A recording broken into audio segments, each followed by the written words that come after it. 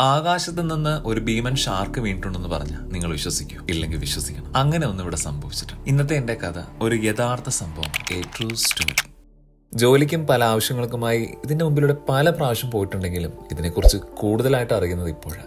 വർഷം 1986 ഓഗസ്റ്റ് 9. അന്ന് രാവിലെ ഉറക്കമുണർന്ന പ്രദേശവാസികൾ ആ കാഴ്ച കണ്ട് ശരിക്കും ഒന്ന് ഞെട്ടി. ഓക്സ്ഫോർഡിലെ ന്യൂ ഹൈ സ്ട്രീറ്റിലെ 2-ാം നമ്പർ ഫ്ളാറ്റിന്റെ മേൽക്കൂരയും തകർത്ത് ഒരു ഭീമാകാരൻ ഷാർക്ക് വീണിരിക്കും. പരിഭ്രാന്തരായ നാട്ടുകാർ ഉടനെ പോലീസിനെ വിവരം അറിയിച്ചു. സ്ഥലത്തെത്തിയ പോലീസിന് ഒറ്റ നോട്ടത്തിൽ തന്നെ കാര്യം മനസ്സിലായി. അവർ വീട്ടുടമസ്ഥനെ വിളിച്ച് കാര്യം തിരക്കിയപ്പോഴാണ് കഥയുടെ യഥാർത്ഥ ചുരുളഴിയുന്നത്. വീട്ടുടമസ്ഥനായ ബില്ലും തന്റെ സുഹൃത്തായ ജോണും ചേർന്ന് വളരെ രഹസ്യമായിട്ട് ഫൈബർ ഗ്ലാസിലും സ്റ്റീലിലും നിർമ്മിച്ചതായിരുന്നു ഇത്. ജനവാസ സ്ഥലങ്ങളിൽ ബോംബർ വിമാനങ്ങൾ ഉപയോഗിച്ച് സാധാരണക്കാരായ മനുഷ്യരെ കൊന്നൊടുക്കുന്നതിന്റെ പ്രതിഷേധമായിട്ടാണ് തങ്ങൾ ഇത് നിർമ്മിച്ചതെന്ന് അവർ പോലീസിനെ അറിയിച്ചു. പക്ഷേ പോലീസ് അവർക്കെതിരെ കേസെടുക്കുകയും അത് അവിടെ നിന്ന് പൊളിച്ചു മാറ്റാൻ ആവശ്യപ്പെടുകയും ചെയ്തു. തുടർന്നുള്ള 6 വർഷത്തിന്റെ നിയമ പോരാട്ടത്തിനൊടുവിൽ അവർ വിജയിക്കുകയും ചെയ്തു. ബ്രിട്ടനിൽ ഇത് അന്നൊരു വലിയൊരു വാർത്തയായി. ലോക ശ്രദ്ധയെ തന്നെ ഇത് പിടിച്ചു. യുദ്ധത്തിനെതിരെയുള്ള പ്രതിഷേധത്തിന്റെ സ്മാരകമായിട്ട് തലയെടുപ്പോടെ ഓക്സ്ഫോർഡിൽ എന്നും അത് നിലനിൽക്കുന്നു. പിന്നീട് ബിൽ തന്റെ നിയമ പോരാട്ടത്തിന്റെ അനുഭവങ്ങൾ the hunting of the shark എന്ന പുസ്തകത്തിലൂടെ വിവരിക്കുന്നുണ്ട്.